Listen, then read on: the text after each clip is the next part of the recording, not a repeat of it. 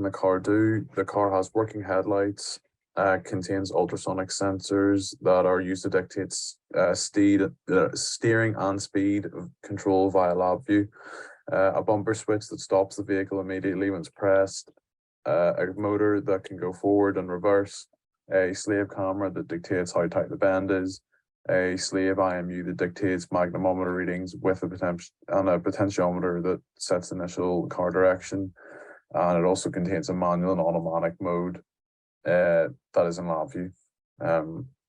So yeah.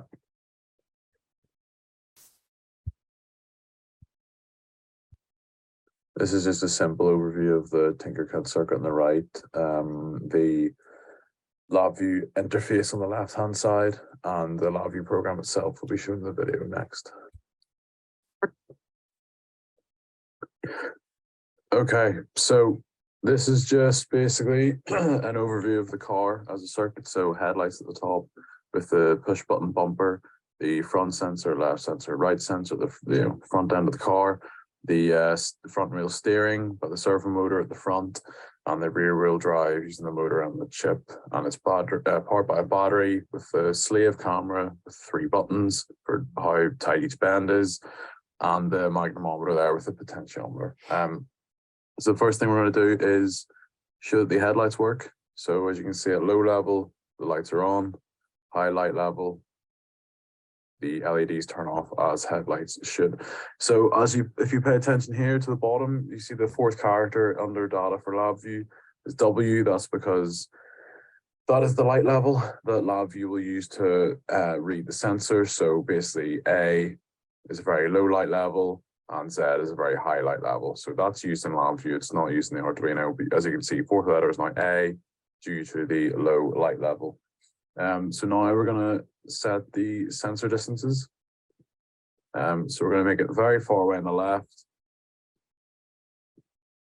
very far away in the front, which it already is, and very close on the right. So this will change the values displayed here. So under data for LabVIEW, the first 3 characters that are displayed are the front, left, and right sensor characters. So VVF is what we're interested in. And then we go over LabVIEW, type in VVF. We'll just add in the A because it said that for the light level as well. So as you can see, the sensor readings have changed. So it's far away in the front sensor, far away in the left sensor, and close in the right sensor, just like the Arduino said. Back to automatic. And the light level is at 0, which turns on the headlights, and that's what that character is used for, and it just proves that the headlights work on Arduino as well. So back to the what matters, the front sensor, because it's far away, dictates the speed on the speedometer here. So it's going at around 70 RPM. And then the left and right sensor dictate the direction the car should go in. So if you've got lots of room on the left, hardly any on the right, you're obviously going to go for quite a hard left, which LabVIEW is telling us to do. So with the speed and direction meters, it gives us these characters, capital V to set the speed and lowercase d to set the steering. So we use capital V, small d in Tinkercad. Using LabVIEW, we tell the Arduino what to do. So the LabVIEW has used the information, sensors calibrated, all that, and is giving us an output to tell Arduino what to do.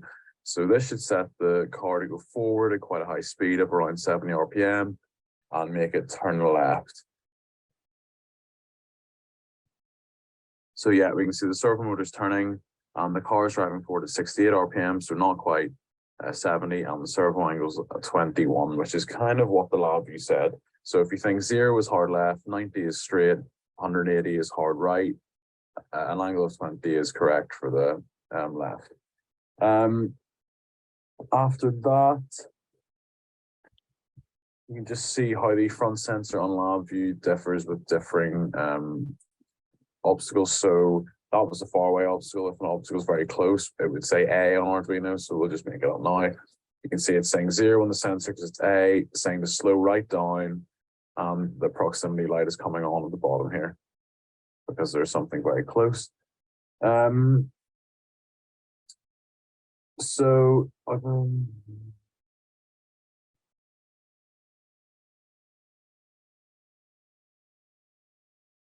Oh yeah, so sorry, if I go into the Arduino now, while the car is going forward, if I press the bumper switch, you should see at the bottom right in the serial monitor,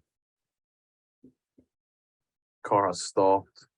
And if I go down to the motor quickly, the motor should read 0 RPM. I don't think we've done it quick enough. No, we haven't.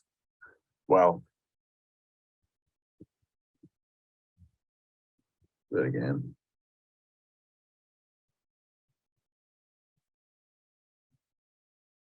Car stopped. Yeah, we can see 0 RPM. Then we can also make the car reverse by typing capital A. So A to O is reverse at different speeds, and O to Z is go forward at different speeds. So the car can reverse and go forward and then stop using the bumper. So serial, yeah, car is reversing and they go on about -90, so -100 RPM. So now we'll move on to the slave camera section here. So going into Arduino 2. This is the camera. So slight bend, medium bend, sharp bend, slight bend, prints on the serial monitor at the bottom, the character I. Camera 2, slight medium bend, prints character Q, and sharp bend, prints character Z, which then would be typed into LabVIEW as the 5th character here. So type in Q, so camera 2 should come on. I can see the sensor, camera 2. And then that works for Z and I as well. Yeah.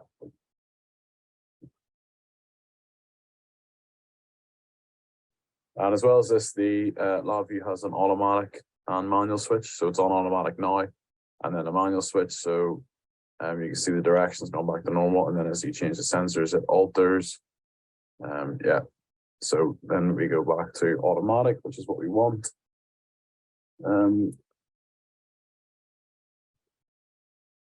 Yeah, and then we go back onto the Arduino Tinkercad. We can see, so this is the magnetometer, the slave IMU. It's printing the magnetometer readings here, the big numbers there. So ideally it would have said north, south, east, or west, but unfortunately I didn't get that far. And then on that slave IMU as well, on serial monitor 3, the potentiometer dictates the initial car direction, which is useful. So as you can see, as I've just changed it, it has changed the initial car direction. So yeah, I'm trying to think if I missed anything. I don't think I have. I'm just gonna slowly scroll through the code here and just I'll talk about what I've kind of achieved throughout the exercise. So yeah, the headlights work with differing headlight sensors, and it changes the LEDs. The bumper switch works and stops the car whenever there's a collision. The ultrasonic sensors work together with LabVIEW to tell the car what to do, what speed it should go at and how it should steer. The motor goes forward and reverses as well, and obviously stops. A slave camera that can be used to dictate how sharp a bend is. Unfortunately, didn't get to incorporate that in the fuzzy controller to see what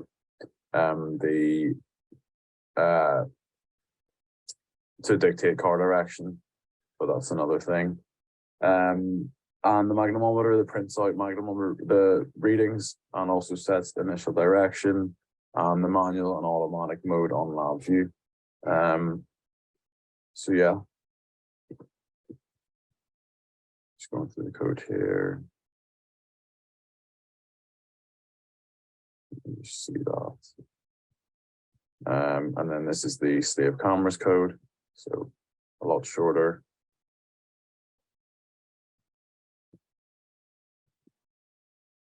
This is the code for the magnetometer. So yeah.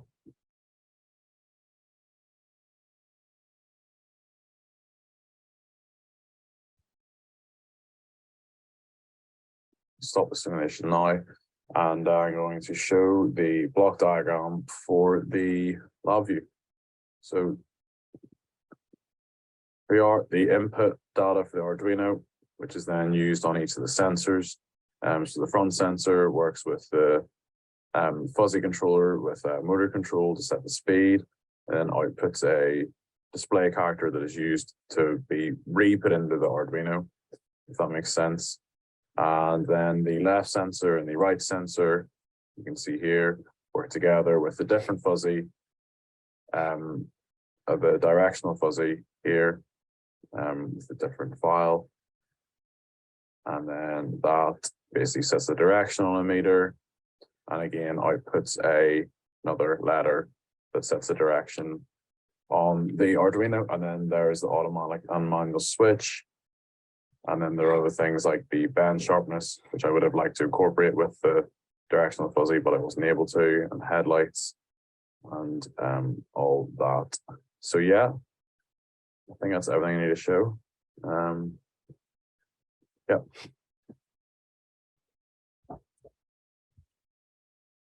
This is just a quick video of me showing the additional part, which was the MATLAB. So this is me copying the code in very quickly. I drew a image that had a white 3 in the middle, just like from the handout. We skip through this.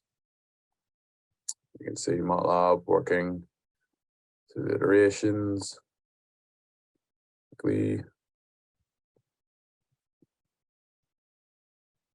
And then it eventually reaches an answer. The photo is shown in the next slide that I uploaded to MATLAB that it has recognized. So we can see 3 there at the bottom highlighted, so the camera actually works on MATLAB. So here we see that's the photo 3. LabVIEW recognized it, so it is a functioning camera.